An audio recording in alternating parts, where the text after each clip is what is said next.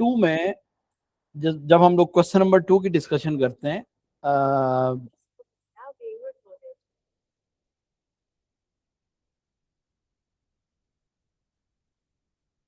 एक मिनट।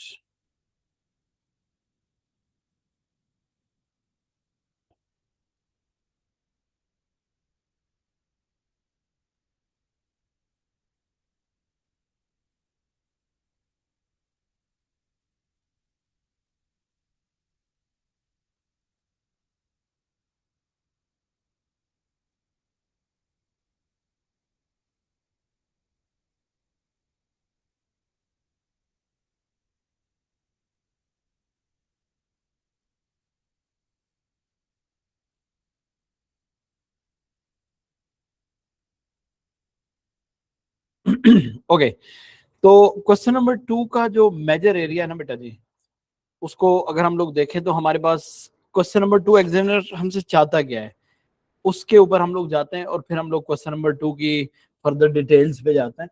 मेरी स्क्रीन सबके साथ शेयर होगी होपफुली, और मेरी आवाज सबको आ रही होगी, ऐसे ही है?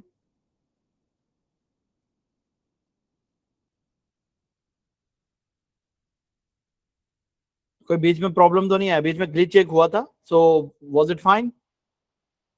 ओके, क्वेश्चन 2 के यस, क्वेश्चन नंबर 2। बेटा क्वेश्चन नंबर 2 को जब आप एनालाइज करते हो तो बेसिकली क्वेश्चन नंबर 2 में कोई ग्राफ नहीं होता। सबसे पहली बात आपने ये याद रखनी है कि आपके पास ग्राफ नहीं है, ठीक है? लेकिन आपके पास एक इनएक्यूरेट मेथड फॉलो करने के लिए एग्जामिनर आपको पेपर या जो देता है ना, क्या कहते हैं इसको, ऑपरेटर्स, कि आपको एक इनएक्यूरेट मेथड फॉलो करो और आप उसकी सेवरल रीडिंग्स लो और फिर आप अपने रिजल्ट्स को इवेल्युएट करो। ठीक है, यहाँ पे मैंने बोल्ड करके इनएक्यूरेट मेथड लिखा हुआ है, मतलब गलती से नहीं लिखा हुआ। अब आपने इस इनएक्यूरेट मेथड को फॉलो करके करना ये होता है कि अपने प्रॉब्लम्स आइडेंटिफाई करने होते हैं डेफिनेटली, क्योंकि आप एक अगर इनएक्यूरेट मेथड फॉलो करोगे तो आपको कुछ ना कुछ प्रॉब्लम्स फेस करने पड़ेंगे, और उन प्रॉब्लम्स को आपने क्या करना है, आइडेंटिफाई करना है और अपने पास लिस्ट करते जाओ। यार ये मसला आ रहा है, ये मसला आ रहा है, बैलेंसिंग नहीं हो रही, एंगल मैयर नहीं कर पा रहा मैं, ऑसिलेशन नहीं मैयर कर पा रहा। ठीक है, ये बेसिकली वो प्रॉब्लम्स हैं जो आप एक लिस्ट बना दोगे प्रॉब्लम्स की। अच्छा, उसके बाद एक्सपेरिमेंट के एंड पे आपने उन प्रॉब्लम्स के इम्प्रूवमेंट के लिए सजेशंस देनी होते हैं, बस सिंपल। आपके 8 मार्क्स सारे के सारे इस पे फॉलो होते हैं, इस पे रिलाई करते हैं कि आपने ड्यूरिंग एक्सपेरिमेंट कुछ प्रॉब्लम्स आइडेंटिफाई किए और आफ्टर द एक्सपेरिमेंट आपने उन प्रॉब्लम्स को सॉल्व करने के लिए कुछ सजेशंस दी। अब इसमें एक इम्पॉर्टेंट चीज ये है कि जो प्रॉब्लम्स आप लोगों के पास होंगे आपने उन्हीं प्रॉब्लम्स के सॉल्यूशंस भी देने हैं, यानी जो प्रॉब्लम्स आपने फेस किए सॉल्यूशंस भी आपने उन्हीं प्रॉब्लम्स के देने हैं। ऐसा नहीं हो कि आपके प्रॉब्लम्स कुछ और हो सॉल्यूशंस कुछ और हो, ऐसा नहीं है।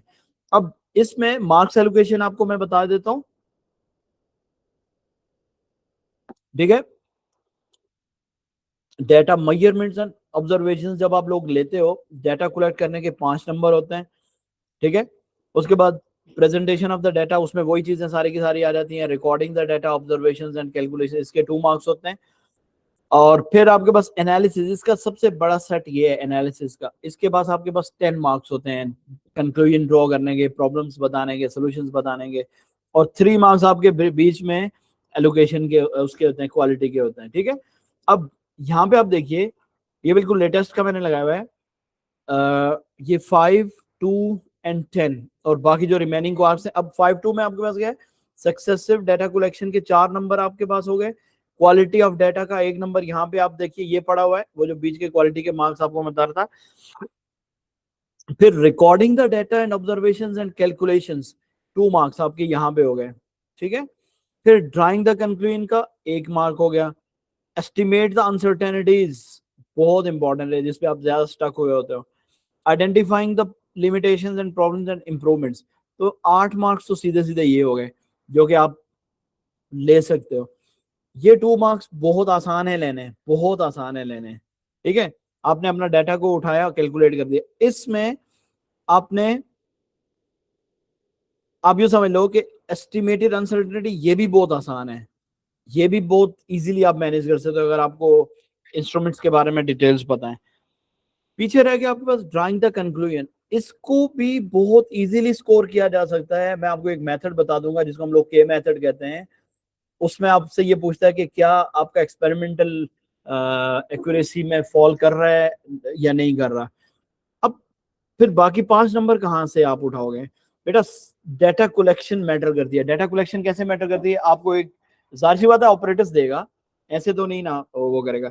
जब आपको ऑपरेटर्स देगा तो उस ऑपरेटर्स से कुछ ना कुछ तो डाटा उसने कैलकुलेट कलेक्ट करवाना है। उस डाटा को प्रॉपरली रिकॉर्ड करना आपके लिए इंपॉर्टेंट है, दैट्स इट। और क्वालिटी ऑफ डाटा में ये है कि आपने उनके जिस इंस्ट्रूमेंट को यूज किया उसके लिस्ट काउंट्स वगैरह ये वो चीजें सारी आपने देखी या नहीं देखी। अगर तो आपने ये सारा काम प्रॉपर कर लिया तो इट वुड बी फाइन, आपके मार्क्स बहुत इजीली आपको मिल सकते हैं। अब आप देखिए इस क्वेश्चन में इसका एक नाम है मार्केट में, और वो नाम है इसका एरर क्वेश्चन। ठीक है, लोग इसको एरर क्वेश्चन के नाम से ही जानते हैं। ठीक है, और आपका ये क्वेश्चन अच्छे से परफॉर्म करना टोटली डिपेंड करता है कि आपने कितना एक्यूरेटली काम करना जानते हैं आप। ठीक है, एरर को रिमूव करना कैसे आता है आपको। ठीक है, और फिर आप एरर को इम्प्रूव कैसे कर सकते हैं, ये दो इंपॉर्टेंट चीजें हैं जो बेटा जी आप लोगों ने ध्यान में रखनी है। फिर आपको ये भी याद रखना है कि थ्रू आउट दिस क्वेश्चन आपने किन किन चीजों पे सोचना है। This is the master stroke of this question. आपने पूरे क्वेश्चन में इन चीजों के ऊपर कंटिन्यूसली सोचते जाना है कि why I am feeling that is a difficulty। Sir को नहीं बुलाना है एकदम से, सर ये नहीं हो रहा, फिर प्रॉब्लम है ना ये।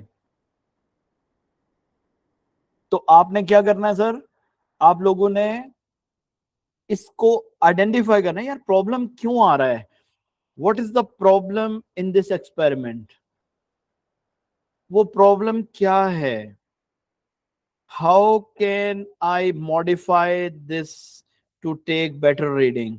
तो बेसिकली व्हाई, व्हाट, हाउ, ये क्वेश्चन इन 3 क्वेश्चन वर्ड्स पे, W वर्ड्स पे बेस करता है।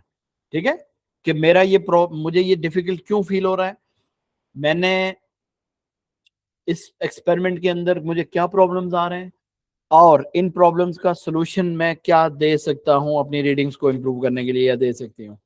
सो मूविंग ऑन, अगर हम लोग इसको फर्दर डिवाइड करें, आपके पास एक क्रिटिकल थिंकिंग इस काम के लिए बहुत इंपॉर्टेंट है।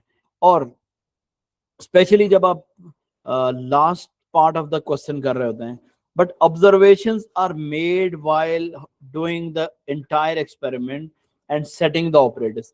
बेटा इसलिए मैंने ये क्लास में भी ये बताया हुआ है, यानी लैब में मैं बताता हूँ कि आप अपने पास एक इसी पेज का, जाहिर सी बात आपको एक एक्स्ट्रा पेज तो नहीं मिलता, आप इसी पेपर के ऊपर अपने लिए एक छोटा सा एक स्पेस बना दो जहां पे आप लिख दो डिफिकल्टीज, और दूसरी जगह पे आप लिख दो सॉल्यूशंस। वहां पे आप छोटा छोटा करके अपने पॉइंट्स के हिसाब से नोट करते जाओ कि यार यहाँ पे मुझे ये डिफिकल्टी आ रही थी, ठीक है, यहाँ पे मेरे पास ये डिफिकल्टी आ रही थी, और मीनवाइल आपने उसका सोल्यूशन जहन में आ जाएगा, यार इसका हल क्या है, वो आपने आगे लिख दिया, दूसरी तीसरी 5-6 का सेट बन जाएगा। जरूरी नहीं है आपके पास सिर्फ 4 ही हों।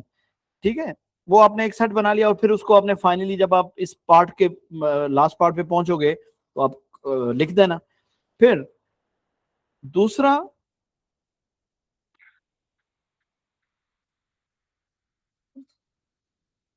या किसी का कोई क्वेश्चन है,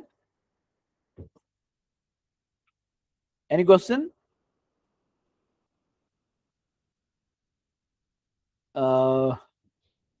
आप लोगों में से कोई एक बच्चा मुझे रिस्पॉन्ड करे ताकि मुझे क्लियर हो जाए कि मेरा स्पीकर ओपन है या नहीं। सर आपका स्पीकर ओपन है, आपकी आवाज आ रही है। ओके ओके ओके, ठीक हो गया, गुड, थैंक यू। अच्छा ओके, अब देखो same as the method, sorry मैं यहां पे था कि the question usually has something vulnerable to error. ठीक है, मतलब कुछ ना कुछ इस क्वेश्चन में ऐसा जरूर होता है जिसमें आप लोगों को गलती का चांस होता है, मतलब जिसमें आप करते हो ना कि एग्जामिनर जानबूझ के आपसे गलती करवाता है यहाँ पे। ठीक है, और फिर to be measured so this this case repeated reading, in this case a repeated reading is required. तो इसलिए आपने यहाँ पर फिर क्या करना है, रीडिंग को रिपीट करने की तरफ जाना है। फिर वो कह रहा है कि same as the method described in question number 1, कि आपने क्या करना है, सेवरल रीडिंग्स लेनी है, 2 से 3 रीडिंग्स। ठीक है, और फिर आप उसका क्या कर लेंगे, एवरेज ले लेंगे। अब proof of repeated reading is smoothly required in marking scheme, sorry mostly required in marking scheme, लेकिन कीप इन माइंड कि a consistent unit must be coated with an appropriate number of significant figures. ये लाजमी है, ये 2 points जो मैं आपको बता रहा हूँ ना बेटा, ये इंतहाई इंपॉर्टेंट है कि आपके पास क्या रिक्वायर्ड है, आपके पास रिक्वायर्ड है proof of repeated reading. Data आपने रिपीट करना है। मल्टीप्लिकेशन। यहाँ आप लोगों के पास ऑप्शन नहीं है कि मैं सेट रीडिंग एक बार ले लूंगा, नहीं, यहाँ पे आप लोगों को लाजमी रिपीट करना है क्योंकि यहाँ पे एरर है ही है हमारे पास। ठीक है, उसके बाद सर आपके पास क्वेश्चन नंबर 2 है, एक्सपेरिमेंटल मेथड डिस्क्राइब किया जाता है, और एक्सपेरिमेंटल मेथड में आप लोगों ने क्या करना है, be followed in inaccurate method हम लोग फॉलो करते हैं, और कैंडिडेट उसको फिर प्रॉब्लम्स और आइडेंटिफिकेशंस करके देता है, evaluates the method and suggest the improvements. ये लास्ट पार्ट है, इसके ऊपर अभी हम लोग बात कर चुके हैं, खैर बहुत ज्यादा डिटेल में जाने की जरूरत नहीं है।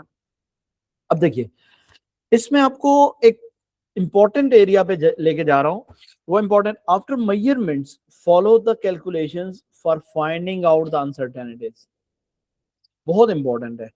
आपने मेजरमेंट्स ले ली, ये थोड़ा सा इसका फाउंट छोटा हो गया लेकिन ओके, करके आपने क्या कर लिया, after measuring, after taking the measurements ले लिया आपने, लेकिन कैलकुलेशंस के लिए आपने क्या करना है बेटा, अनसर्टेनिटीज कैलकुलेट करनी है। In the readings are calculating the other values used in the formula. जो भी आपने डाटा, रॉ डाटा लिया, ये आपके पास सफर है रॉ डाटा से कैलकुलेशंस का। ठीक है, रॉ डाटा से कैलकुलेशंस का, जो यूजुअली जो एब्सोल्यूट अनसर्टेनिटी है, least count of the device होता है यूजुअली, ये हर एक में नहीं होता, लेकिन जो आपके पास मोस्ट ऑफ द डिवाइसेस हैं उसमें आपका लीस्ट काउंट ही एब्सोल्यूट अनसर्टेनिटी होता है। इसको आपने जहन में रखना है कि मोस्ट ऑफ द डिवाइसेस में आपका least count is equals to uncertainty. ठीक है, जैसे आप, आपके पास जो डिजिटल स्टॉपवॉच है, स्पेशली डिजिटल इंस्ट्रूमेंट में, आगे चल के मेरे ख्याल में इसमें मैंने सारी बातें लिखी होंगी। ठीक है, डिजिटल इंस्ट्रूमेंट उसी फील्ड, सॉरी स्लाइड पे है। ठीक है, अब देखिए, स्टॉपवॉच एक डिजिटल इंस्ट्रूमेंट है आपका, तो जितने भी आपके पास डिजिटल इंस्ट्रूमेंट्स हैं, इन डिजिटल इंस्ट्रूमेंट्स में, क्योंकि स्टॉपवॉच आपके एक्सपेरिमेंट में यूज होने के चांसेस होते हैं, तो आपके पास इसका जो लीस्ट काउंट है वो है 0.01 सेकेंड। बेटा यही इसकी एब्सोल्यूट अनसर्टेनिटी है। जैसे जब आप लिखोगे ना, लेट से आपने डाटा ले लिया 12.65 सेकेंड्स प्लस माइनस 0.01 सेकेंड, ये आप लिखोगे। ठीक है, ये बात याद रखनी है। ठीक है, तो डिजिटल इंस्ट्रूमेंट्स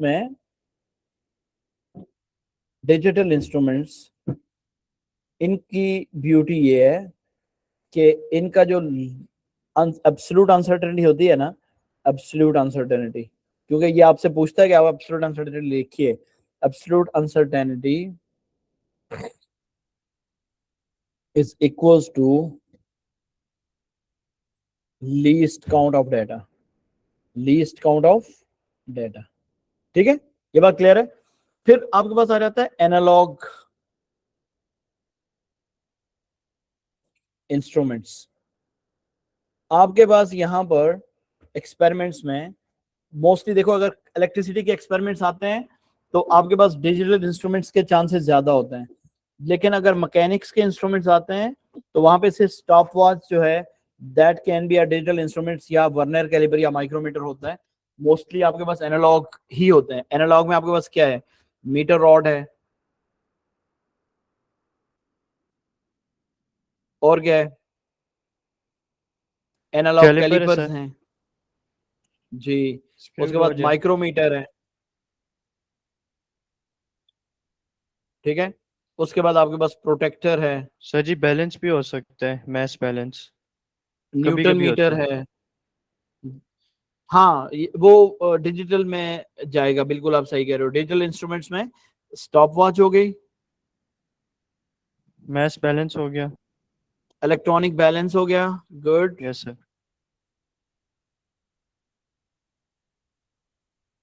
सर जी ये करंट वगैरह मेजर करने वाली चीजें होती हैं। और मल्टीमीटर, गैल्वेनोमीटर, एमीटर। हाँ मल्टीमीटर इसको कहते हैं ना हम लोग। ठीक है सर। जो भी मल्टीमीटर है, ये सारे के सारे आपके पास क्या है, डिजिटल है।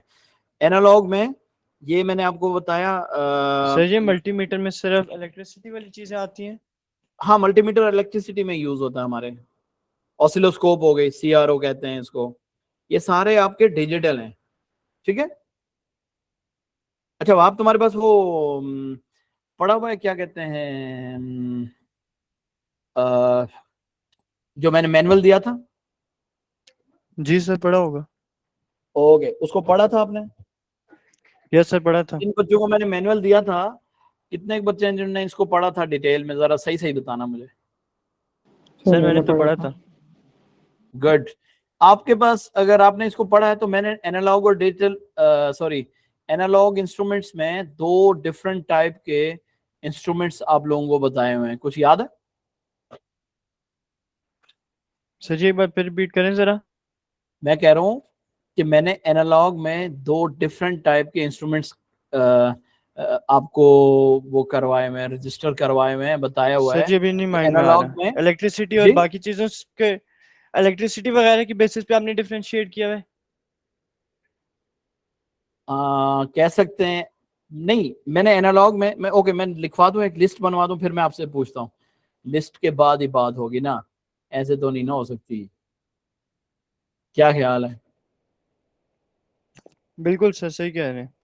अच्छा, अब देखिए, लिस्ट में मैंने मतलब मेरे पास वर्नियर कैलिपर्स वगैरह ये वो सारी चीजें हैं। अब मेरे पास न्यूटन मीटर है, न्यूटन मीटर के बाद मेरे पास मैंने प्रोटेक्टर लिख दिया, माइक्रोमीटर लिख दिया, न्यूटन मीटर हो गया, metre rod, half metre rod, सब कुछ एक ही है।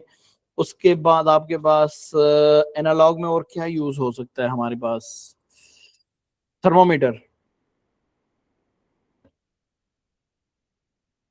ठीक है। और उसके बाद मयरिंग सिलेंडर।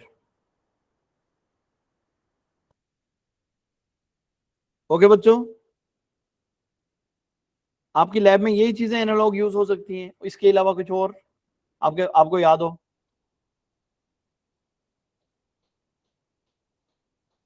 हम्म, यस, कोई और याद है आप लोगों को? नहीं है। अब जो बच्चों एनालॉग इंस्ट्रूमेंट्स होते हैं, ये मैंने कहा था कि ये दो तरह के होते हैं, ठीक है। ये मैं किसी वजह से लिखवा रहा हूँ, ये मेरा हाल है, ऊपर मैंने स्लाइड्स में ये चीजें शामिल नहीं की थी। एनालॉग इंस्ट्रूमेंट्स दो तरह के होते हैं। एक होता है आपके पास वन पॉइंट रीडिंग इंस्ट्रूमेंट, और एक आपके पास होता है टू पॉइंट रीडिंग इंस्ट्रूमेंट, ठीक है। ये बातें सारी याद करने वाली है और नोट करने वाली हैं। One point reading instruments, one point reading instruments क्या होते हैं, उनकी एब्सोल्यूट अनसर्टेनिटी हम कैसे इस्तेमाल करते हैं, और टू पॉइंट्स के ऊपर हम लोग कैसे जाते हैं, ये सारी कहानी आपको समझानी है, ठीक है। और दूसरा है टू पॉइंट्स रीडिंग, यानी एक ऐसा इंस्ट्रूमेंट जिसमें हमें दो पॉइंट्स चाहिए उससे रीडिंग लेने के लिए, ठीक है। क्लियर है बच्चों? अब जो वन पॉइंट रीडिंग इंस्ट्रूमेंट है, वन पॉइंट रीडिंग इंस्ट्रूमेंट में आपके पास, जैसे कि एग्जांपल में आपके पास थर्मोमीटर है, न्यूटन मीटर है, ये चीजें बेसिकली आपके पास क्या है,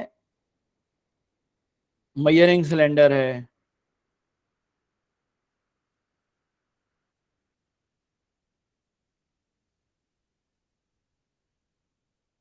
ठीक है। ये बेसिकली हमारे पास क्या है, 1 पॉइंट इंस्ट्रूमेंट्स हैं।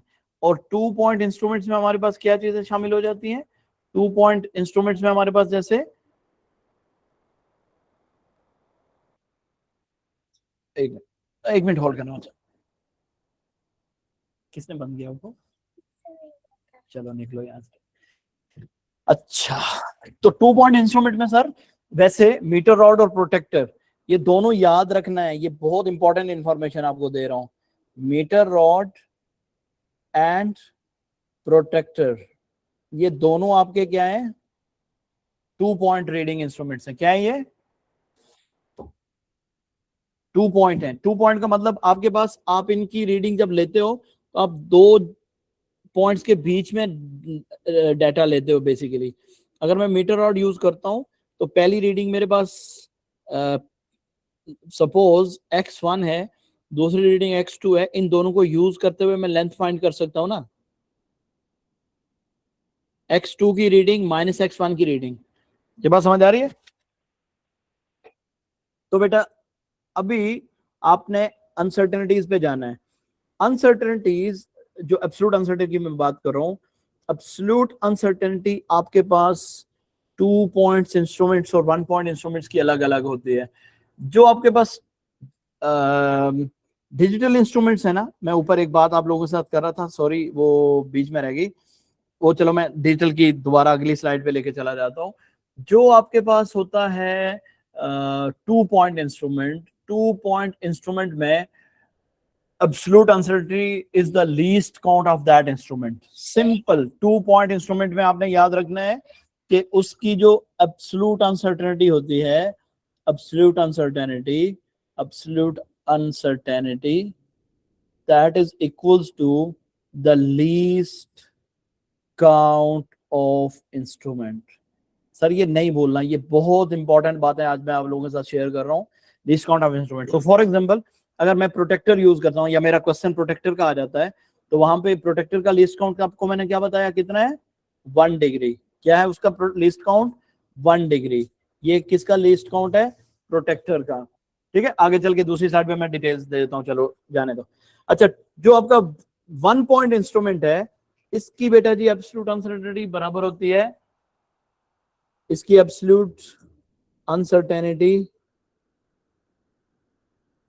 that is equal to,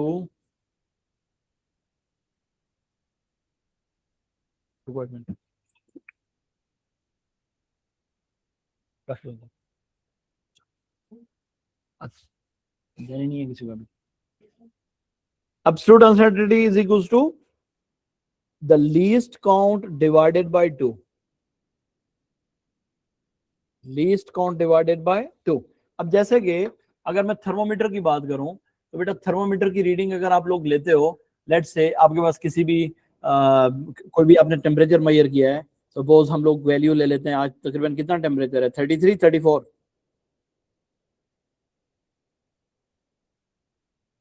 let's say 33 degree centigrade अगर है, तो आप इसको जब रिप्रेजेंट करोगे तो आपके पास डेटा आ जाएगा theta plus minus delta theta. तो बेटा आप करेंगे 33 plus minus, least count of thermometer कितना है, least count of thermometer 1 degree है, लीस्ट काउंट ऑफ थर्मोमीटर कितना है, 1 डिग्री। ये वो वाला 1 डिग्री नहीं है प्रोटेक्टर का, ये लीस्ट काउंट ऑफ थर्मोमीटर है। ठीक है, तो इसका एब्सोल्यूट अनसर्टेनिटी फिर क्या हो जाएगा, एब्सोल्यूट अनसर्टेनिटी इसका हो जाएगा that will be 1 divided by 2 which is equal to 0.5। तो आप लिखेंगे 0.5, तो उसकी वजह से आपको यहाँ पे 33.0 लिखना पड़ेगा। क्या लिखना पड़ेगा, 33.0। ये बात सबको क्लियर हो गई।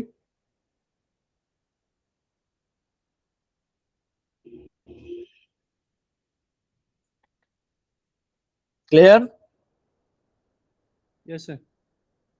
जी सर, मेरी आवाज सबको आ रही है, हाँ जी सर, आ रही आ रही है, ओके।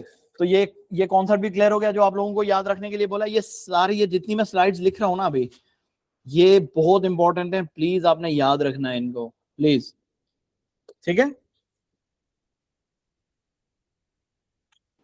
सर तो इसी वो तरह जो अगर आप वर्नियर मीटर, कैलिपर है, जी सर जो वर्नियर कैलिपर है वो भी 2 पॉइंट इंस्ट्रूमेंट है?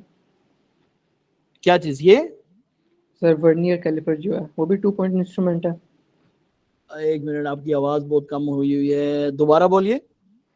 सर मैं पूछ रहा हूँ वो जो वर्नियर कैलिपर है वो भी 2 पॉइंट इंस्ट्रूमेंट है? नहीं नहीं नहीं नहीं नहीं, वर्नियर कैलिपर मैं बताता हूँ, वर्नियर कैलिपर का कौन पूछ रहा है? सर मैं रामेल पूछ रहा हूँ। रामेल। बेटा vernier calliper two scale instrument है, ठीक है। वर्नियर कैलिपर, सही है। माइक्रोमीटर, ये आपके पास ड्यूल स्केल इंस्ट्रूमेंट्स हैं। याद रखना, मैंने क्लास में जब हम लोग ये काम कर रहे थे तो मैंने ड्यूल स्केल इंस्ट्रूमेंट्स और सिंगल स्केल इंस्ट्रूमेंट्स की लीस्ट काउंट सिखाए थे। तो ड्यूल स्केल इंस्ट्रूमेंट्स में आपके पास दो स्केल यूज होते हैं लीस्ट काउंट फाइंड करने के लिए। तो ड्यूल स्केल इंस्ट्रूमेंट्स में आपने ये देखना है कि जो लीस्ट काउंट होता है that is equals to the smallest division of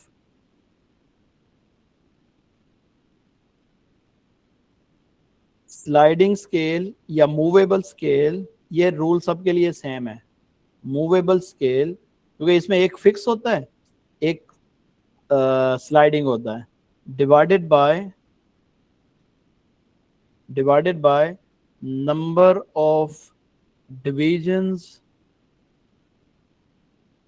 sorry sorry, एक छोटी सी mistake, smallest division of fixed scale, of fixed scale divided by number of divisions of movable scale। ठीक है। ये देखिए, इसके अकॉर्डिंग आप अगर वर्नियर कैलिपर पे जाते हो तो बेटा वर्नियर कैलिपर में इसका लीस्ट काउंट किसके बराबर हो जाएगा? Smallest division of fix scale का मतलब वर्नियर मैन स्केल, ठीक है। इसका मैन स्केल आपका क्या होता है? फिक्स स्केल होता है। तो मैन स्केल सेंटीमीटर्स में होता है, तो it is equal to 1 millimetre, या आप कह सकते हो 0.1 सेंटीमीटर, ठीक है। डिवाइडेड बाय जो नंबर ऑफ डिविजन्स होते हैं, ये डिपेंड करता है, आपके वर्नियर कैलिपर पे लिखा होता है। अगर 10 डिविजन्स वाला है तो इसको आप डिवाइडेड बाय 10 कर लेंगे and you will get 0.01 centimetre. ये इसका लीस्ट काउंट हो गया, और यही लीस्ट काउंट आपका इसका क्या है, एब्सोल्यूट अनसर्टेनिटी में भी यूज होता है, ठीक है। Same goes with micrometer. बेटा माइक्रोमीटर सिक्रू गेज में या सिक्रू गेज में भी यही हम लोग काम करते हैं। इसका लीस्ट काउंट होता है the smallest division of vernier calliper, smallest division is equal to 0.5 millimetre. ये आप जब वो वर्नियर देखोगे तो उसमें आप लोगों का, बल्कि मैंने जो मैनुअल आप लोगों को दिया उसमें स्लाइड्स में ये बना भी हुआ है, 0.5 मिलीमीटर डिवाइडेड बाय, कुछ में ये 50 होती हैं डिविजन्स, या 0.5 मिलीमीटर, कुछ में ये 100 होती हैं डिविजन्स। उसके अकॉर्डिंगली फिर आपका लिस्ट काउंट बन जाएगा 0.01 मिलीमीटर, या फिर आपके पास कितना हो जाएगा 0.005 मिलीमीटर। ये आपके पास लिस्ट काउंट्स के कॉन्सेप्ट्स हैं। क्लियर है ये बात? जी सर क्लियर है। अच्छा, अब उसके बाद लीस्ट काउंट ऑफ डिजिटल, ठीक है, डिजिटल इंस्ट्रूमेंट एक्चुअली वही आपका is equals to the absolute uncertainty, ठीक है। ये बहुत इंपॉर्टेंट कॉन्सेप्ट है साहब, कि आपके पास जैसे मैंने आपको ऊपर टाइम का बताया, तो जब आप एब्सोल्यूट अनसर्टेनिटी निकालते हो तो आप करते हो ना delta T divided by T is into 100, है ना, परसेंटेज अनसर्टेनिटी। मोस्टली हमसे पूछता परसेंटेज अनसर्टेनिटी। तो आपको पहले इधर डाटा गिवन होगा तो फिर आप लोग कर सकते हो कि नहीं।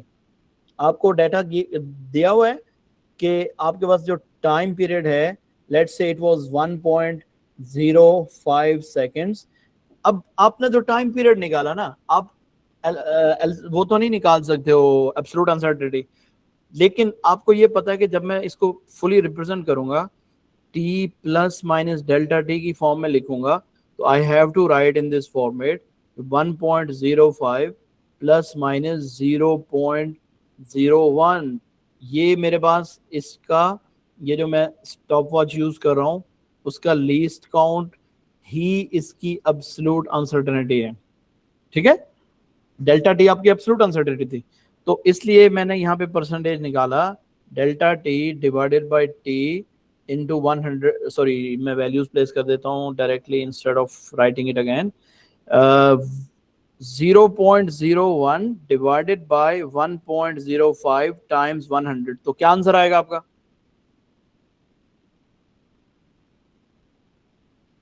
शाबाश।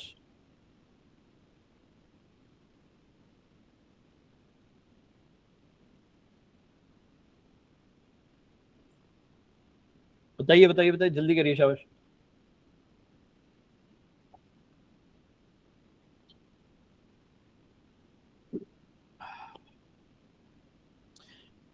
किसी ने खाना पीना करना है साथ में, खा पी सकते हो तुम लोग, मसला नहीं है, लेकिन कंसंट्रेशन मुझे चाहिए। 96.19 90 है। क्या कर रहे हो प्रिंस विलियम हैरिस? परसेंट है।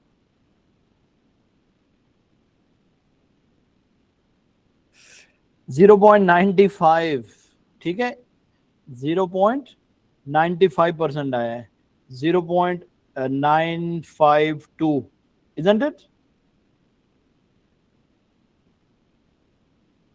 बस आप लोग कैलकुलेटर, क्यों मेरे पास कैलकुलेटर अभी नहीं है तो मैं जाहिर सी बात है 3 कैलकुलेट नहीं कर सकता। 952, यस इस्माइल, गुड। तो ये परसेंट मल्टीप्लाई बाय 100 भी किया ना आप लोगों ने?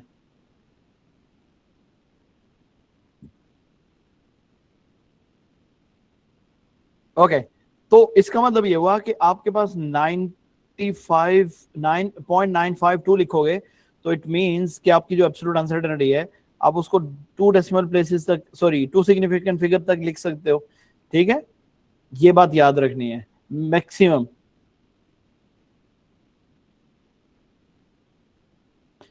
प्रेफर्ड पी तकरीबन 2 सिग्निफिकेंट फिगर तक है, लेकिन जो एब्सोल्यूट अनसर्टेनिटी है, absolute uncertainty that will be written, absolute uncertainty will be preferred into 1 significant figure.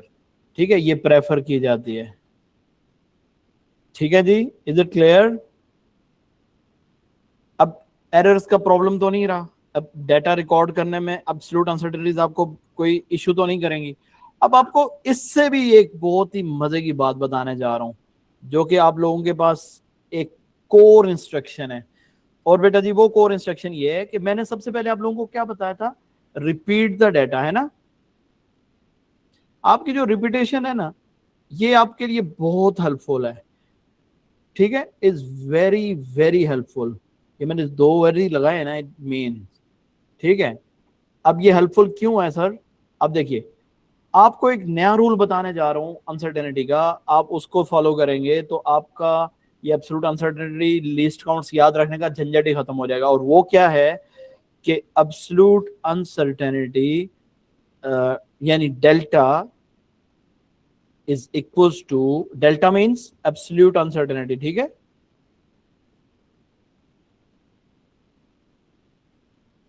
That is equals to range का हाफ डिवाइडेड बाय एवरेज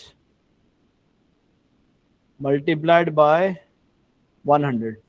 आपने जो भी डाटा लिया, 3 रीडिंग्स लें, एटलीस्ट 3 रीडिंग्स लें, 3 रिपीटेशंस आपने करनी है। तो अगर आप 3 रिपीटेशंस कर लोगे तो बेटा इट्स वेरी इजी, आपने तीनों का एवरेज ले लिया।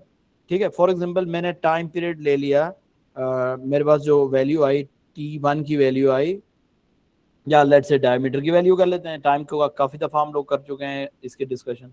तो सपोज आपके पास डायमीटर की वैल्यू आई, किसी ने क्वेश्चन नंबर 2 किया हो तो मुझे व्हाट्सएप पे अपना डाटा भेज सकता है। क्वेश्चन नंबर 2 अगर किसी ने क्लास में किया है मेरे साथ तो अदनान है क्लास में? अदनान, रामिल, जी सर। रामिल आपने क्वेश्चन नंबर 2 की रीडिंग्स ली हुई हैं? क्वेश्चन नंबर 2 सर मैं बुकलेट में देख के बताता हूँ आपको। उसमें से कोई आपने डाटा लिया हो तो मुझे वो डाटा को सेंड करो जरा। ओके सर मैं करता हूँ। और किसी और ने किया हुआ क्वेश्चन नंबर 2 का कोई डाटा? मैं आपको जब तक एक डाटा मैंने किया है लिखवाता हूँ। सर। किया है? गुड। अदनान हो क्लास में? जी सर। Very good. अच्छा, क्वेश्चन नंबर 2 में आपने जो डाटा लिया, लेट से मैं उसमें से एक सेट उठाता हूँ। सपोज मेरे पास कुछ वैल्यूज हैं, मैं क्वेश्चन नंबर 2 ढूंढ लूँ। एक मिनट जब तक आप लोग देखिए जरा क्वेश्चन नंबर 2 में।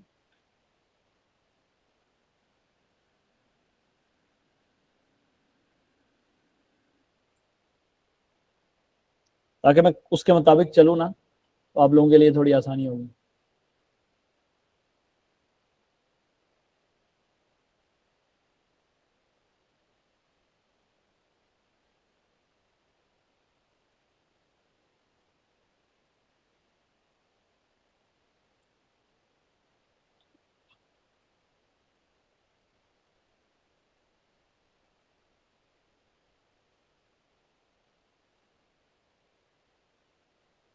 Come on.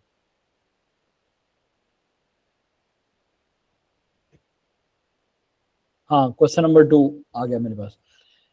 बेटा क्वेश्चन नंबर 2 में सपोज मेरे पास जो एक डाटा है उसके मुताबिक मुझे एक वैल्यू लेनी है, Maihar and record the angle. ठीक है, एक एंगल मैंने मैयर करना है और उस estimate the percentage uncertainty of your value of angle. ठीक, बात समझ आ रही है? अब इसमें अगर लेट से मेरे पास एंगल की वैल्यूज हैं, मैंने कुछ थीटा ले लिया, थीटा की वैल्यू मेरे पास एक जगह पे आ रही है 14 डिग्री, दूसरी जगह थीटा की वैल्यू आ रही है मेरे पास 15 डिग्री, और एक जगह पे वैल्यू आ रही है मेरे पास 17 डिग्री। ठीक है, तो अब मेरे पास जो रेंज बन रही है बेटा, वो रेंज क्या बन रही है? Range is 17 minus 14। कितनी रेंज बनी? 3। और रेंज डिवाइडेड बाय 2, आप ये ऊपर लिख सकते हो कैलकुलेशंस में कि मैंने ये मेथड फॉलो किया है, तो दैट मींस इट इज 1.5।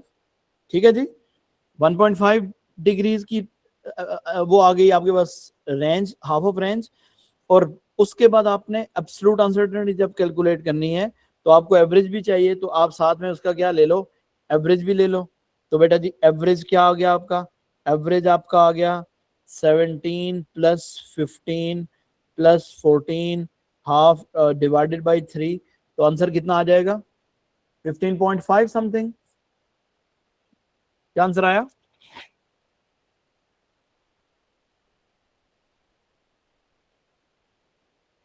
हाँ बोलिए बोलिए शाबाश। 15.33, 15.33, ये आपके पास एवरेज आ गई। तो अब आप एब्सोल्यूट अनसर्टेनिटी कैसे कैलकुलेट करेंगे? यानी absolute uncertainty is equals to 1.5 divided by 15.33। तो क्या आंसर आया?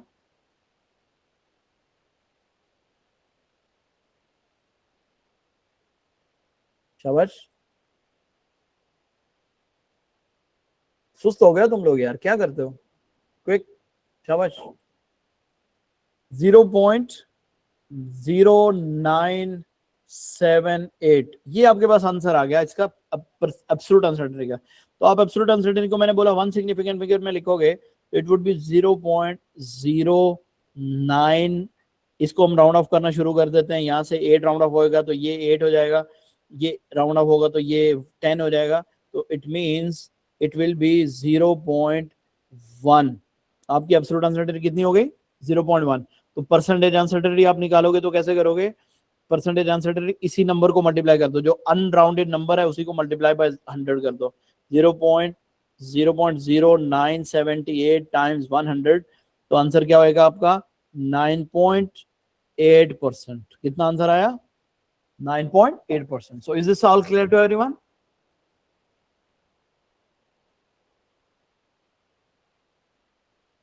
Yes sir. गुड। तो प्लीज इसके ऊपर आप लोगों ने ध्यान करना है, कैलकुलेशंस बहुत हैं इसमें। हाँ अदनान, आपने भेजा मुझे कोई डाटा? नहीं सर, भेजूं ओके सर? चलो बाद में भेज देना, इशू नहीं, इशू नहीं, बाद में भेज देना। ठीक है, मेरे पास जो डाटा इसमें लिखा हुआ है वो है। अब यही वाला काम कैसे कर सकते थे? आप ये भी कर सकते थे कि आपको पता है कि ये जो एंगल मैंने लिया है, angle is taken from protractor, तो आप एब्सोल्यूट अनसर्टेनिटी या परसेंटेज अनसर्टेनिटी निकालने के लिए डेल्टा थीटा आपके पास कितना है? डेल्टा थीटा आपके पास है जो वैल्यूज आपने ली, वैल्यूज आपके पास किधर गया मेरा क्वेश्चन?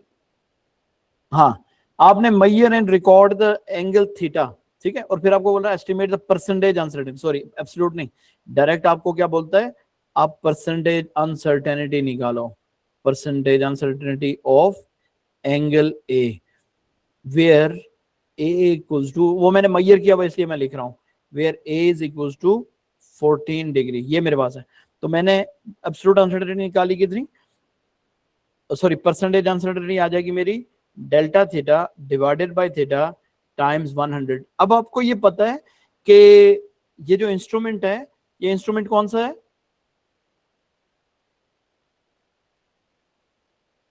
शाबाश, एनालॉग है। आप ऊपर चले गए एनालॉग में। अच्छा, एनालॉग में कौन सी टाइप का है? यस, प्रोटेक्टर है। ठीक है, प्रोटेक्टर कौन सी टाइप का है? 2 पॉइंट इंस्ट्रूमेंट है, इज इट? ये देखो ना, ये सारी चीजें आपको याद होंगी तो आप लोग परफॉर्म कर सकते हो। ठीक है, प्रोटेक्टर है 2 पॉइंट इंस्ट्रूमेंट, तो इसकी एब्सोल्यूट अनसर्टेनिटी कितनी, सॉरी इसका लीस्ट काउंट कितना है? 1 डिग्री, तो एब्सोल्यूट अनसर्टेनिटी कितनी होगी? अब बताइए बताइए बेटा, मैंने किसी वजह से पढ़ाया सारे का सारा। इट्स की एब्सोल्यूट अनसर्टेनिटी होगी 0.5 times its least count. Are you getting my point? Divided by theta into 100। तो अगर हम लोग इसका वो करें तो इट विल बी 0.5 टाइम्स 1, मतलब हाफ कर दिया ना मैंने लीस्ट 1 डिग्री को, और डिवाइडेड बाय मेरे पास 14 डिग्री आंसर आया। तो जरा ये कैलकुलेशंस करके दीजिएगा प्लीज।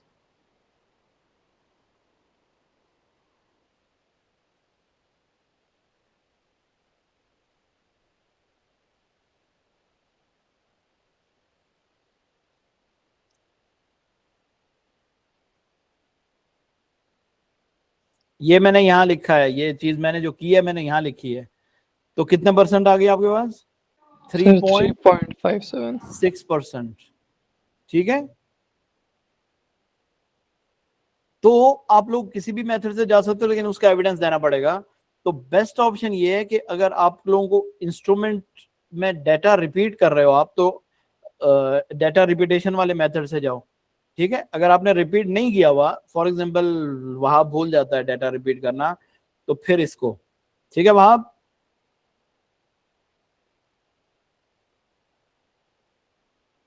हेलो वहाब, ठीक है सर।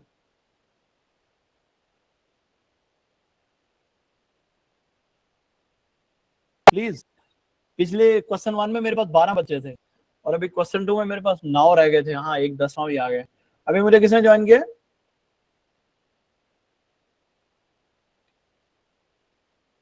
साथ ने ज्वाइन किया है, साथ तो काफी पहले से था।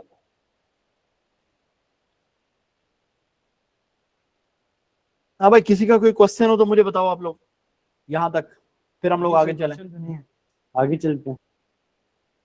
जी, क्वेश्चन नहीं है सर अभी।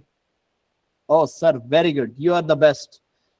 जिस स्टूडेंट का क्वेश्चन नहीं हो तो वो बेस्ट स्टूडेंट होता है ना हमारा। बिल्कुल सर। और जो स्टूडेंट क्वेश्चन पे क्वेश्चन करे, क्वेश्चन पे क्वेश्चन करे, बंदा कहता है वो नहीं अच्छा काट होता। खाए। हाँ, अच्छा नहीं होता वो। अच्छा ऐसा नहीं होता? ऐसा ही ओके, होता है सर, वो अच्छा नहीं होता। अच्छा सॉरी सर आइंदा नहीं होगा, आगे चलता है। अच्छा, अब आप देखिए, अब आपको मैंने बोला, आपको मैंने बोला यस इब्राहिम, कह रहा है कि finding the percentage absolute uncertainties के लिए यहाँ पे कुछ चीजें लिखी हुई हैं, वो आप लोगों ने फॉलो करना है। आप अगर सेम टाइप ऑफ क्वांटिटीज को देखोगे तो एब्सोल्यूट अनसर्टेनिटीज को सिंपली ऐड कर लोगे, सिंपली, लेकिन absolute uncertainties are always added, कभी भी सब्ट्रैक्ट नहीं होती, ठीक है। जैसे अगर आपने कोई वैल्यू ली, ये तो बहुत बेसिक एएस का कॉन्सेप्ट है कि अगर आपने अनसर्टेनिटीज ली है, फॉर एग्जांपल 0.2 और 0.3 इसको ऐड कर लोगे डाटा की अनसर्टेनिटीज के मुताबिक, ठीक है, और परसेंटेज निकालने के लिए जो आपके पास एब्सोल्यूट अनसर्टेनिटी आएगी उसको एक्चुअल वैल्यू से यानी delta C divided by C into 100 करोगे तो वो आपके पास आ जाएगा। तो uncertainties are always added, absolute uncertainties भी। अब जब आपका केस थोड़ा डिफरेंट होए, डिफरेंट केस का मतलब आप डिफरेंट क्वांटिटीज को हैंडल कर रहे हैं। बेटा डिफरेंट क्वांटिटीज को हैंडल करने का मतलब ये है कि आप फॉर एग्जांपल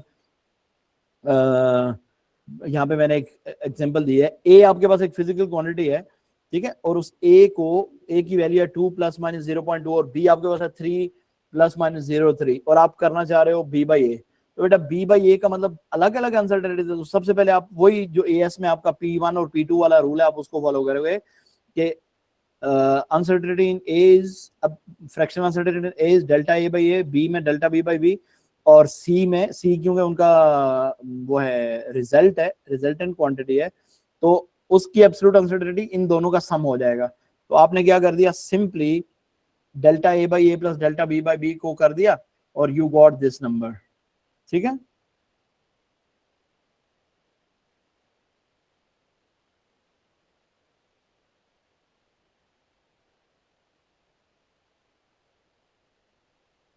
डन जी।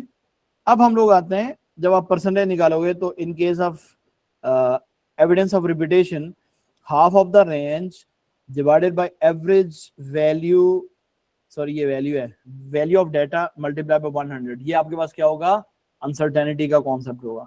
ये बातें सारी क्लियर हैं बेटा जी?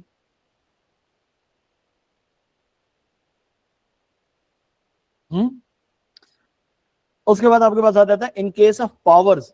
मैं बहुत ज्यादा इसमें डिटेल में नहीं जाना चाह रहा था, लेकिन क्योंकि एएस का कॉन्सेप्ट है आप लोगों को बाकी पेपर्स में भी क्लियर हो जाएगा। तो आपने पावर रूल को यूज करना है, जैसे P = I² आ रहा है, तो आपने इसको, बाकी सारा वही प्रोसीजर है, पावर के साथ मल्टीप्लाई कर देना, दैट्स इट। अच्छा, अब ये एक चीज बड़ी इंपॉर्टेंट है, after calculations involving the formula और वगैरह वगैरह, justify the number of significant figures. आपने लीस्ट सिग्निफिकेंट फिगर या उससे एक ज्यादा पे जा सकते हो of the raw data, rule वही है अब भी, कि आप जब सारा कैलकुलेशंस करोगे तो आपका जो आंसर होगा it will be equal to the least significant figure or 1 more than that. अब आप लोग आ गए बेटा, आपकी बोरियत खत्म, अब आप एक नए मेथड पे आ गए हो। अब नया मेथड क्या है, मैं पहले क्वेश्चन पे जाता हूं और फिर क्वेश्चन से दोबारा आपके पास आता हूं वैल्यू पे। ये देखिए, आपको मैंने यहां पे बता दिया, आपने डी ले लिया, ठीक है, मेजर एंड रिकॉर्ड डी, सही, आपने डी की वैल्यू, अब आपने डी किससे लिया था, देखिए मॉक में रामिल आपने डायमीटर किससे मेजर किया था, आपने प्रैक्टिकल दिया था आगे?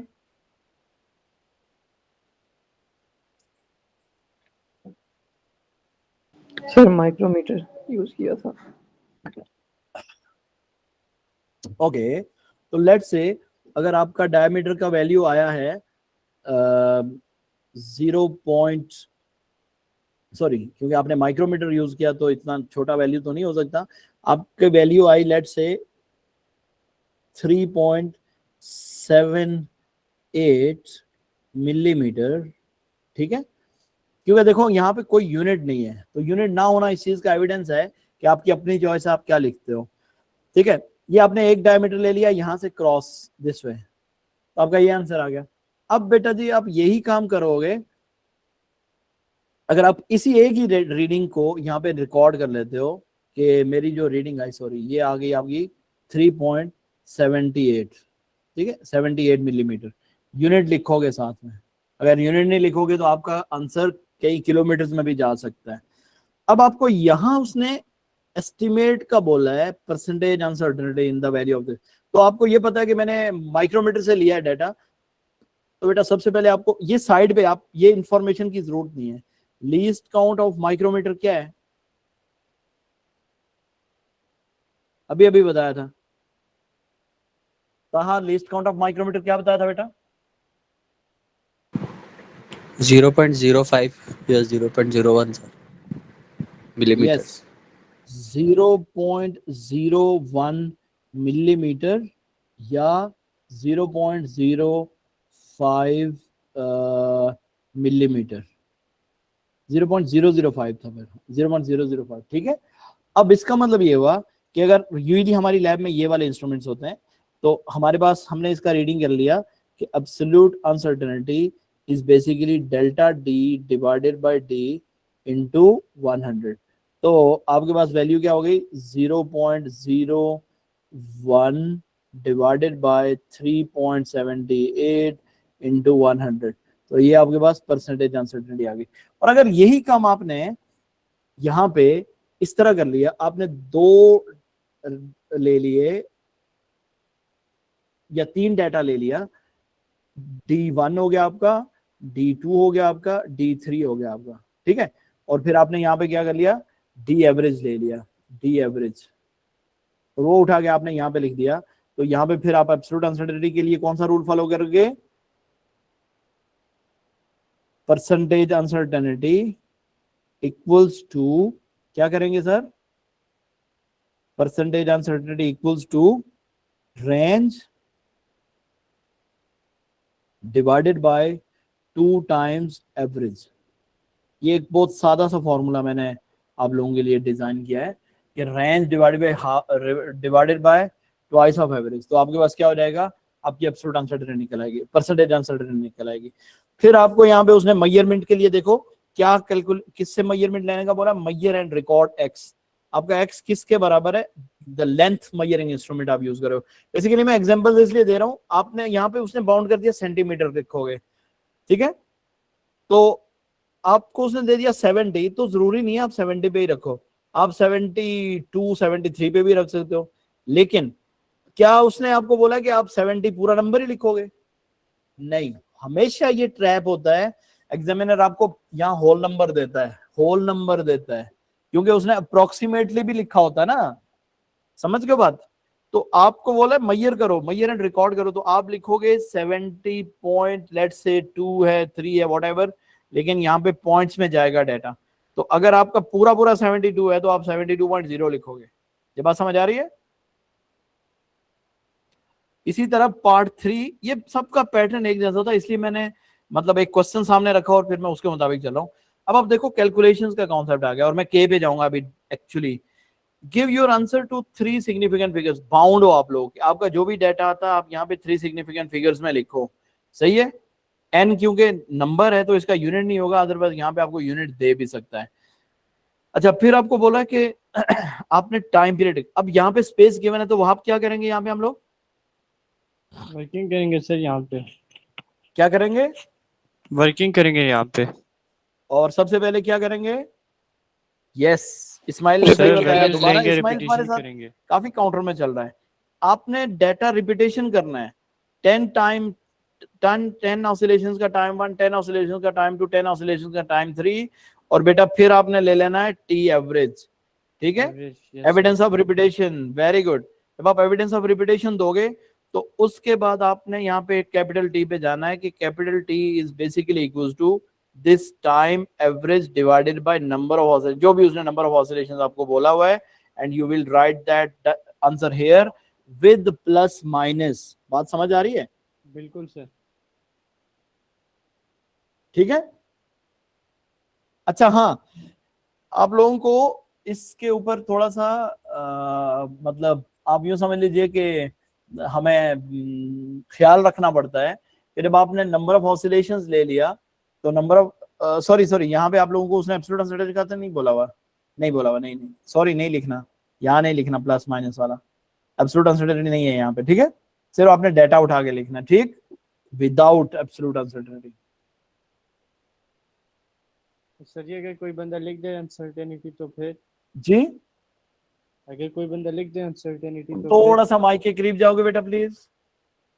सर जी अगर कोई बंदा सर्टेनिटी लिख दे अनसर्टेनिटी तो फिर क्या होगा? कोई इशू नहीं है, लेकिन सही लिखी बस होनी ठीक है। चाहिए, ठीक है। Okay sir. अच्छा, उसके बाद आपको उसने बोला कि आप क्या कैलकुलेट करें, ये आपने डी कैलकुलेट कर दिया, फिर यूनिट नहीं है एक्स, ये सारा कुछ आपने कैलकुलेट कर दिया।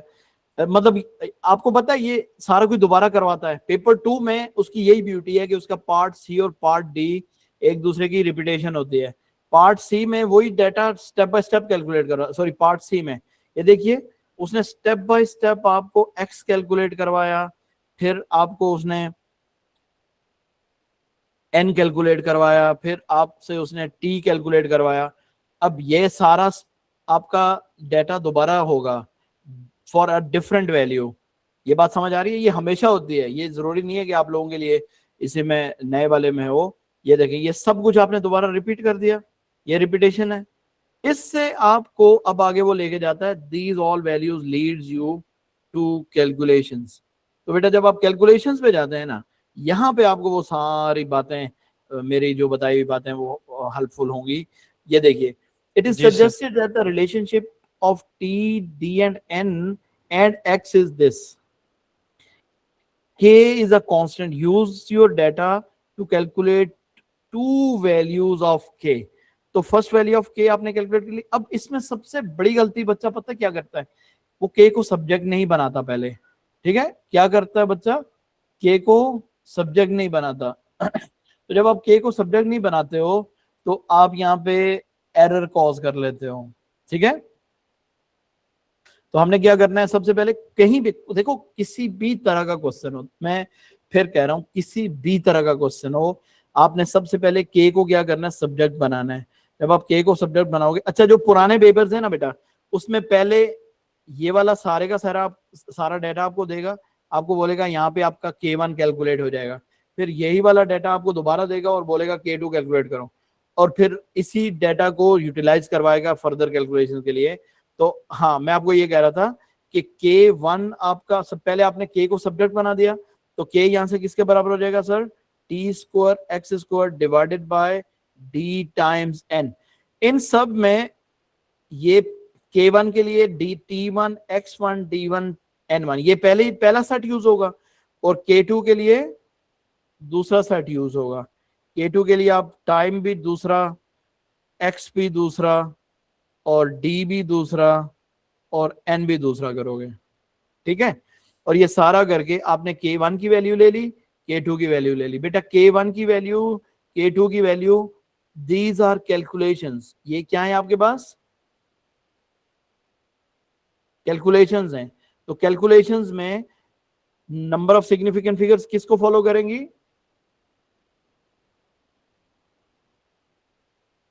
शाबाश, SF equals to least significant figure of raw data। ये बातें नहीं बोलनी, मैं बार बार किसी वजह से रिपीट कर रहा हूं क्योंकि जब बार बार बोलेंगे तो आपके दिमाग में बैठेंगी।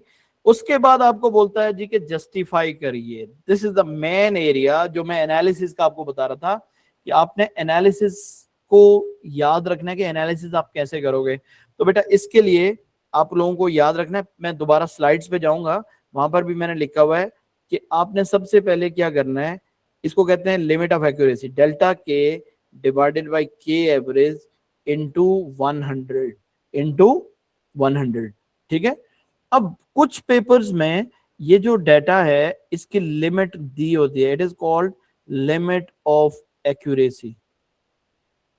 जैसे कि it is suggested that the percentage uncertainty in the value of के इज 15%। इस तरह का डाटा आपको गिवन होता है कि आपके पास जो डाटा है उसकी लिमिट ऑफ एक्यूरेसी इतनी होनी चाहिए। वैसे आप वैल्यूज देखते हो तो आपको अंदाजा हो जाता है, लेकिन आपने जस्टिफाई करना होता है, सिर्फ अंदाजा नहीं लगाना, प्लीज आपने जस्टिफाई करके लिखना है या कैलकुलेशंस के थ्रू लिखना है। तो if this limit of accuracy is equal to or less than 20%, ये वैसे जनरलाइज्ड है, तो आपका क्या है, लिमिट ऑफ, फिर आप कहते हो data is within limits, ठीक है, within limit of accuracy, then it is, यानी ये जो एक्सपेरिमेंट है, it is within limit of accuracy. ठीक है, ये नहीं भूलना प्लीज। ठीक, और फिर आप ये बोलते हो कि जो रिलेशनशिप है वो वैलिड है। Justify the number of significant figures, oh sorry sorry sorry sorry my bad, ये सारे का सारा यहां पे था ये चीज।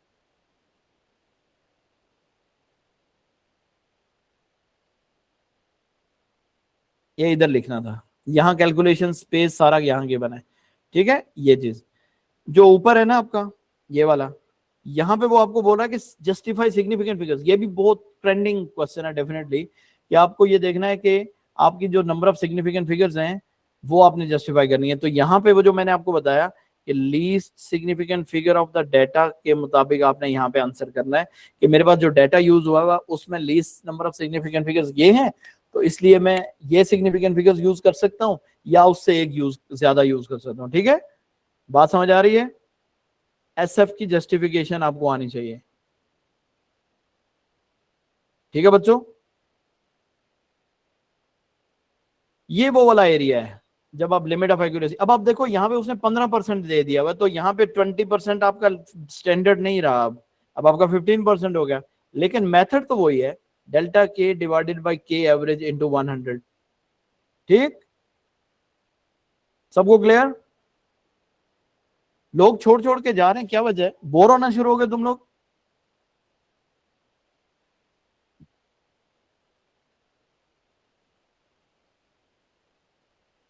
अली आप क्या पूछ रहे हो बेटा? अली ने एक मैसेज किया है, in the justification for the key does the experiment examiner prioritize. इतनी मुश्किल मुश्किल अंग्रेजी लिखोगे तो फिजिक्स वाला बंदा कहाँ पढ़ पाएगा। The number of decimal places of my instrument readings are, it is marked strictly, okay, marked strictly based on the significant figure of the raw data, the mentioned decimal place। Ali mike on करके जरा उर्दू में समझाओ मुझे क्या कहना चाह रहे हो बच्चे।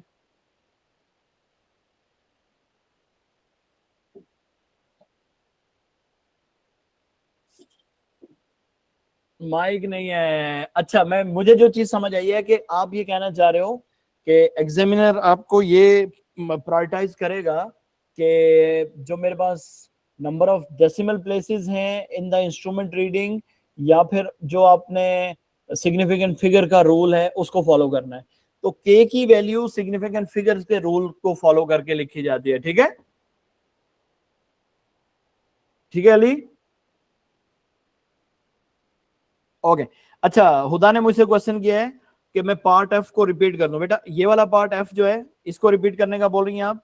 बेसिकली इससे पहले मैंने आपको बोला कि आपको के की दो वैल्यूज मिलेंगी। ठीक है, यहाँ पे के की दो हम अज्यूम कर लेते हैं कुछ वैल्यूज, और फिर उन वैल्यूज से हम अपना इन कैलकुलेशंस परफॉर्म कर लेते हैं। किसी ने अगर कैलकुलेशंस की हो के की वैल्यूज की तो मुझे बता सकता है, अदरवाइज मैं कोई एक मॉडल पेपर खोल के उससे के की वैल्यूज निकाल लेता हूँ। मेरे पास लेट से मैंने कुछ एक वैल्यू ली कैलकुलेशंस की, 0.693 सेकेंड्स मेरी के की ये वैल्यू आई। लेट से ये जो भी है सेकेंड्स नहीं है मेरा ख्याल है, के की ये वैल्यू आ गई, और दूसरे के की वैल्यू आ गई मेरे पास बेटा जी 0.633। ये दो वैल्यूज आ गई, यूनिट जो भी है क्योंकि मैंने रैंडम वैल्यू उठाई है। तो अब आप इन वैल्यूज में को देखेंगे कि क्या ये जस्टिफाइड है या नहीं है। तो इस पार्ट में ये जो मैंने यहाँ पे आपको हाईलाइट करके दिया है, आपको बोला डेल्टा के का मतलब डिफरेंस। तो बेटा डिफरेंस क्या है? Difference is 0.693 minus 0.633 divided by के average 0.693 plus 0.633 whole divided by 2। तो आप ये दोनों काम सेपरेट सेपरेट कर लीजिए। ठीक है, तो एक्चुअली मैं जैसे मैं वो आप लोगों को एवरेज का बता रहा था अनसर्टेनिटी का, यहां पर वही चीज ऐसे करके आप फॉर्मुलेट कर सकते हो ना, 2 टाइम्स डेल्टा के divided by sum of case. दोनों के है ना, तो आपने के को ऐड कर दिया और ऊपर मल्टीप्लाई कर दिया। लेकिन ये बेस्ट मेथड है, आप इसको फॉलो करें। हुदा बात समझ आ गई बच्चे? Any confusion in this one? All clear?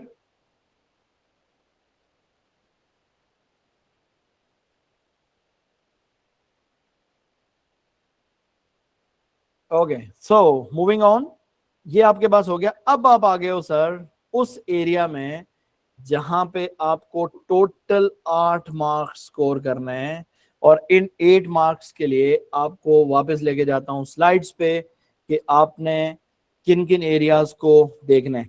अच्छा, मीनवाइल मैंने आपको के लिए कुछ इंस्ट्रक्शंस दी कि डिटरमिन द के एंड कैंडिडेट्स ओपिनियन। ये एनालिसिस का डाटा एनालिसिस का एरिया है और आप ये काम करते हो। तो final relationship is usually just suggested between the two values of your calculated, तो find two different values of k। ये सारा आप लोगों को मैंने करवा दिया, तो पढ़ने की जरूरत नहीं है, आप लोग देख लीजिए इसको अगर कहीं पे मसला आता है। जैसे मैंने यहाँ पे k की कोई 2 वैल्यूज उठाई हुई हैं और उनको मैंने कैलकुलेट किया हुआ है।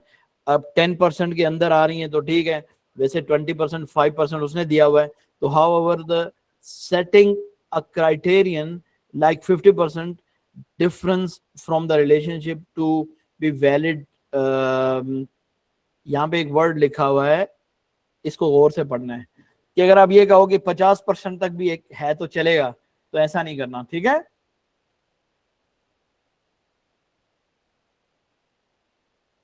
ओके बच्चों, अच्छा उसके बाद आप लोग चलेंगे identifying the limits. Please please please focus on this all. बेटा आइडेंटिफाइंग द लिमिट्स में आपको ये देखना है कि आपके पास this last part worth 8 marks, जिसमें आपके पास 6 नंबर आपके आपने खुद लेने हैं, 2 मैं आपको लेके दे रहा हूं। वो कैसे? आपके लिए 2 सेट्स ऑफ रीडिंग इनफ नहीं थे, ठीक है। इसका रूल क्या है? Why what and how. ये वाई एंड व्हाट यहां पे आएगा और हाउ आपका यहां पे आएगा, ठीक है। तो मतलब आपको प्रॉब्लम्स क्या और कैसे आई और आपने इनको हैंडल कैसे किया। फॉर एग्जाम्पल, सबसे पहली टिप, प्रो टिप कहते हैं इसको, the first error and the improvement works for all experiment. तो इसलिए मैंने आपको कहा कि 6 नंबर आप लोगे, 2 मैं आपको लेके दे रहा हूं। The two readings are not enough to draw a valid conclusion। तो इम्प्रूवमेंट क्या है? Take several readings and plot a graph or take more values of k and compare। ये आपने हमेशा लिखना है, हमेशा लिखना है, ठीक है। 2 sets of reading are not enough। 2 sets of reading, आप ऐसे इसको लिख लो, 2 sets of reading are not enough to draw valid conclusion। Improvement क्या है? इंप्रूवमेंट आपने टेक मैनी, या फिर आप कह सकते हो सेवरल। सेवरल में आप 6 भी लिख सकते हो। Sets of readings, don't write repeat please. Take sets of reading and plot a graph or compare the values. ठीक है बच्चे, ये बात सबको क्लियर हो गई? ये 2 मार्क्स आपके कंफर्म है। मैंने फिर आपको बोला कि आपने 6 आउट ऑफ 8 पे जाना है। अब उसके लिए आप क्या करोगे? आपके पास डिफरेंट एक्सपेरिमेंट्स हैं, डिफरेंट सिनेरियोज हैं। उन डिफरेंट सिनेरियोज में आपको ये करना है कि किस किस इंस्ट्रूमेंट में आपको किन किन एरियाज पे बात करनी है। That means a lot. तो अब हम लोग ना कुछ इंस्ट्रूमेंट्स और उनके वैल्यूज के ऊपर देख लेते हैं, मतलब कुछ एक्सपेरिमेंट्स और उनके इंप्रूवमेंट्स के ऊपर देख लेते हैं। लेट्स से मैं आप लोगों को कुछ डाटा भी भेजूंगा। आप लोगों के पास, जिनके पास मैनुअल है ना बेटा, मैनुअल वाले बच्चे अपने पास जरा जाके देखिएगा, इसके ऊपर पेज नंबर 11 से ऑनवर्ड देखिएगा, ठीक है। पेज नंबर 11, ठीक है। तो यहाँ पे मैंने कुछ ऑसिलेशन रिलेटेड एक्सपेरिमेंट्स की बात की हुई है, ठीक है। ऑसिलेशन रिलेटेड एक्सपेरिमेंट्स में टी आर टाइम, उन 2 के अलावा बात कर रहा हूं, फिर बोल रहा हूं मैं, जो ऊपर 2 थे उनके अलावा की बात हो रही है। T R the time is short, so large uncertainty is possible, ठीक है। अब इसकी इंप्रूवमेंट क्या है? इंप्रूवमेंट ये है, a marker to time as reach to the maximum displacement will, और मोशन सेंसर लगा दो, या डाटा आप लोग क्या करो, उसकी कोई वीडियो रिकॉर्डिंग कर लो, स्लो मोशन में लेके आओ, increase the magnitude of the independent variable. अगर आपको टाइम कम है मेजरमेंट में तो आप क्या कर लो, ये ड्रॉप के लिए है बेसिकली, जब आप कोई चीज नीचे से ऊपर से नीचे ड्रॉप करो। अगर आप ऑसिलेशन के लिए स्पेसिफिकली बात करो मेरे से, तो मैं क्या करूंगा, रिपीट करूंगा डाटा, ठीक है, 2-3 रीडिंग्स ले लूंगा और उसको मैं एवरेज ले लूंगा। अच्छा, उसके बाद does not swing freely, friction हो सकता है। आपका जो ऑसिलेटर है, जो जो क्या कहते हैं स्विंग है, वो प्रॉपर ऑसिलेट नहीं कर रहा। जब ऑसिलेट नहीं कर रहा तो आप उसको क्या करेंगे, उसकी रेमेडी ये है कि मेक जो होल्स हैं वो थोड़े बिगर यूज कर लें, या फिर आपके पास कोई बॉल बेरिंग वगैरह या इस तरह की कोई चीज अगर हो सकती है उसको देख लें। मतलब फ्रिक्शन को कम करना है आपने। तीसरा प्रॉब्लम आपका क्या है, नॉट स्विंग्स इन प्लेन। आप सिंपल पेंडुलम को जैसे आप लोग देख नहीं रहे थे, जाके स्टैंड के साथ चिपक जाती थी स्ट्रिंग आपकी, वो किस वजह से होगी, आपने एंगल रिलीज करने वाला वो सही नहीं किया हुआ, आपके पास नॉन यूनिफॉर्म ऑसिलेशन है। उसका रेमेडी ये है कि आप फैन ऑफ कर दो, क्योंकि आपके पास कोई लाइट ऑब्जेक्ट हो। हाँ, स्फेयर के लिए फैन की इतना कोई प्रॉब्लम नहीं होता, लेकिन फिर भी कोशिश करेंगे हम लोग ना करें, ठीक है। For heavy object no improvement available. आपने सिर्फ और सिर्फ क्या करना है, एक सही एंगल पे उसको छोड़ना है। फिर उसके बाद क्या है, oscillation dies out quickly, heavy damping हो रही है, ठीक है। और हैवी डैम्पिंग हो रही है तो इसका मतलब ये है कि आप जो ऑब्जेक्ट है उसको थोड़ा बढ़ा दो, उसकी विड्थ बढ़ा दो, उसको उसका मैस बढ़ा दो।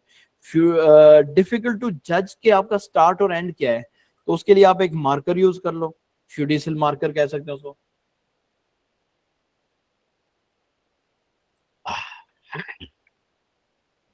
ठीक है जी, any question?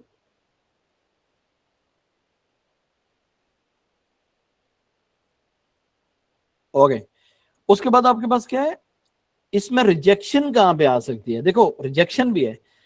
Do not write this thing कि do the experiment in vacuum. बेटा हमें थोड़ी ना लेके जाएंगे वैक्यूम में। Switch the fans off, not just use a video light gates. ये सारे वो एरियाज हैं जो आपके नहीं करने आपने। डाउन डू कह सकता हूं मैं इसको, और डाउन राइट। इसलिए मैं कह रहा था बेटा पिछले एक हफ्ते से मैनुअल पढ़ो पढ़ो पढ़ो पढ़ो, ठीक है। Time large number of swings, ठीक है, आपने ये लिखना है, सही है। रिपीट द रीडिंग्स नहीं लिखना प्लीज। ये सारी चीजें आप लोग देख लीजिएगा, इसको आपने पढ़ना है। फिर आपके पास है इलेक्ट्रिसिटी के एक्सपेरिमेंट, ये अभी डिस्कस नहीं कर रहे। अगर आते हैं तो मेनली रेजिस्टेंस का प्रॉब्लम आता है, वोल्ट मीटर का प्रॉब्लम आता है, वायर्स का प्रॉब्लम आता है। इंप्रूवमेंट क्या है, आपके कॉन्टेक्ट क्लीन होने चाहिए, यूज डिजिटल वोल्ट मीटर आप कर लें, और कीपिंग द वायर्स, उनको आपने टेंगल नहीं होने देना। ये उसके इलेक्ट्रिसिटी के हैं कुछ इंप्रूवमेंट्स। अच्छा, उसके बाद आपके पास रूलर के एरर्स हैं, ये इंपॉर्टेंट है, इसको आप लोग देख लीजिए। आपने रूलर को देखना है कि रूलर वाज नॉट वर्टिकल। अच्छा, सेट स्क्वायर का यूज भी मैं आप लोगों को बताऊंगा, आई होप सो कि इसमें मैंने शायद कहीं सेट स्क्वायर प्रोटेक्टर का भी है, और कॉमन सेट स्क्वायर का भी मैं आपको बता देता हूँ। रूलर और सेट स्क्वायर दोनों का यूज इंपॉर्टेंट है आपके लिए।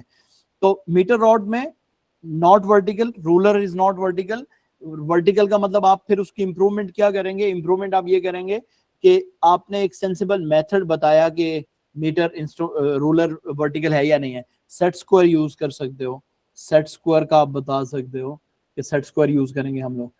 अच्छा, उसके बाद आपके पास है पैरेलैक्स एरर, ये भी एक एरर है जो आप मीटर्स में देखते हो। तो बेटा पैरेलैक्स एरर में put a coloured paper behind, या फिर आप क्या करो, अवॉइड द पैरेलैक्स एरर के लिए the reading should be perpendicular to the line of sight, ठीक है, ये भी आप लिख सकते हो। और take the reading from perpendicular from line of sight. उसके बाद आपने difficult to hold ruler still, ये भी आपके लिए मसला है।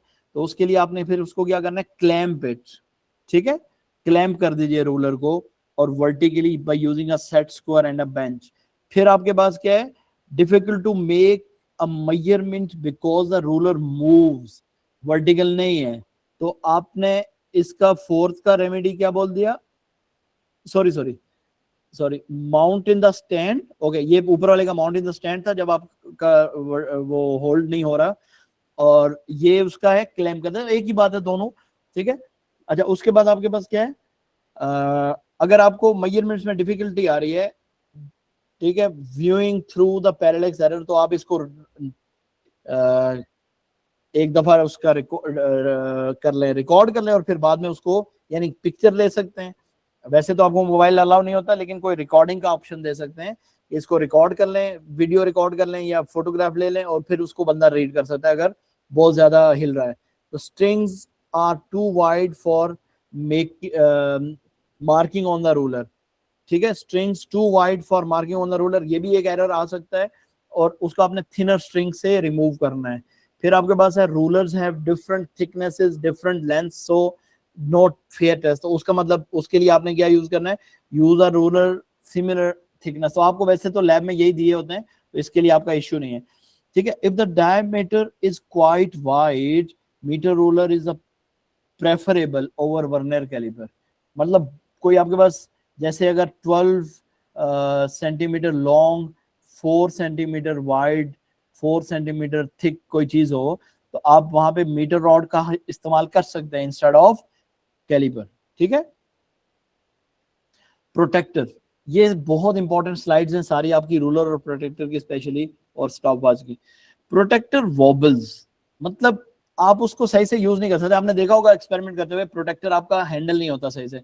When being held by my hand, difficulty in measuring the angle, in the container not perfectly right angle, curve हो जाती है आपकी, और it is difficult to line up to the protractor, horizontal line of the protractor is not on the table, वगैरह वगैरह वगैरह। और इसका आपके पास सोल्यूशन क्या है, इसका सोल्यूशन ये है कि आपने क्या करना है, प्रोटेक्टर को किसी भी मेथड से करीब करीब लेके जाना है इसको। इसका मैंने, मेरा हाल है वो स्लाइड ऐड नहीं की हुई। प्रोटेक्टर को आपने क्या करना है, बिल्कुल करीब लेके जाना है, किसके, थ्रेड के, या जो भी आप मेजरमेंट ले रहे हो बेटा, उसके बिल्कुल करीब लेके जाना है, ठीक है। एक मिनट है, मैं जरा देखो ये मैंने क्यों नहीं लगाया हुआ।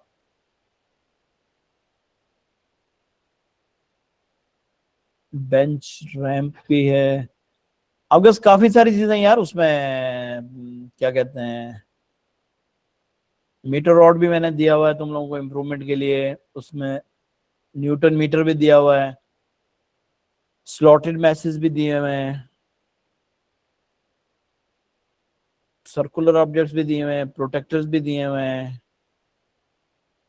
बिल्कुल ठीक है, ठीक है, ठीक है, सही, ये सारा दिया हुआ है मैंने, प्लीज उसको गो थ्रू कर लेना, ठीक है। अच्छा, इसकी इम्प्रूवमेंट क्या है कि आपने protractor with the horizontal line, और इसको अपने टेबल के साथ किसी तरीके से क्लैंप कर लो, या इसको टेबल के साथ अटैच करके आप अपनी रीडिंग लो। उसके बाद पैरेलैक्स एरर बहुत ज्यादा कॉमन है इसमें, और यूज द मिरर स्केल आप कर सकते हो। तीसरी बात ये कि थीटा आर, बस 10 मिनट और दे दो, theta or the reading is difficult to measure, ठीक है, इम्प्रिसाइज वैल्यूज आपको मिलती हैं।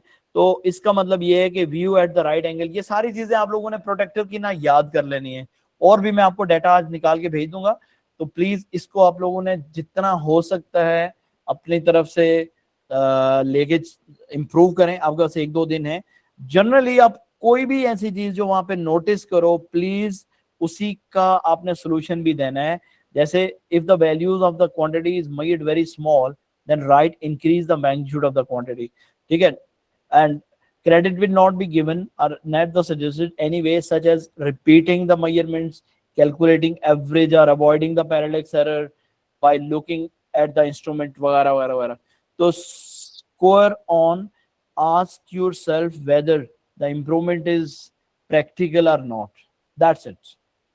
आपको बस ये चीज देखनी है, ठीक है। कॉमन आंसर्स जो आप लोगों के पास नहीं, आप लोग लिखेंगे मोस्टली, इनको अवॉइड करेंगे, वो ये हैं कि आपने एक्सपेरिमेंट रिपीट करना है। कहाँ टाइम होता है एक्सपेरिमेंट रिपीट करेगा, यूज ह्यूमन एरर एलिमिनेट करनी है वो नहीं हो सकती किसी भी सूरत में। कंप्यूटर यूज करने का आप नहीं सजेस्ट कर सकते। उसके बाद आपके पास use assistant if clay or plastic or heavy objects are use in the experiment, वैसे ऐसा कुछ नहीं है, ठीक है। Wind movement does not effect any more. और उसके बाद ये आपके पास क्या है, think whether the turning off the fan will make any difference or not, उसकी बेस पे आपकी ये दो चीजें वैलिड हैं, ठीक है। फिर आपको कुछ करंट इलेक्ट्रिसिटी के लिए बता देता हूँ, ये तो खैर ऐसा जितनी इंपॉर्टेंट चीज नहीं है आपके लिए अभी के लिए, और दैट्स इट, ठीक है। बाकी अभी आप लोगों के अगर कोई क्वेश्चंस हैं तो आप मुझसे पूछ सकते हो। Now it is your turn.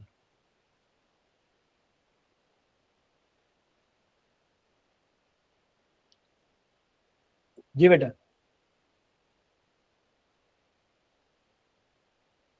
Any question? Sir ये स्लाइड्स जो है PDF सेंड कर दें। हाँ मैं आपको भेज रहा हूँ बेटे पे, ये मैं ग्रुप में डाल देता हूँ और होपफुली आपको ये मिल जाएंगी, ठीक है। अच्छा, और किसी का कोई क्वेश्चन?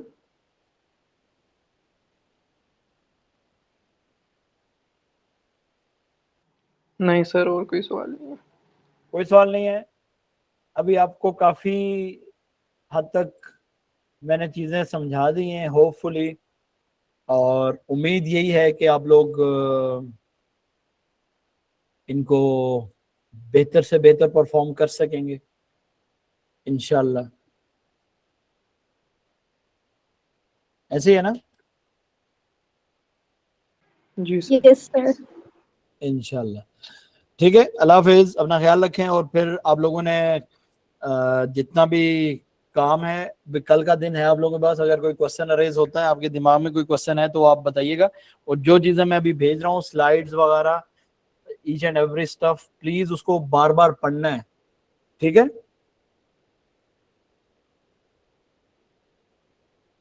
ठीक है जी, एनी अदर क्वेश्चन? सही है सर, मंडे को तो नहीं होगा ना फिर प्रैक्टिकल क्लास? हाँ, आप लोग जो स्कूल के बच्चे हो, आप लोग मंडे को आ सकते हो, कोई मतलब कंपलसरी नहीं है कि आप लोग नहीं आए, और ये भी कंपलसरी नहीं है कि आए। हाँ, प्रैक्टिस के लिए आपके पास अवेलेबिलिटी होगी स्टफ की, आप लोग आगे प्रैक्टिस कर सकते हो अपने तौर पे, चलो सही ठीक है। सर, सही है। Okay, see you then. अल्लाह हाफिज। अल्लाह हाफिज, अल्लाह हाफिज बच्चों।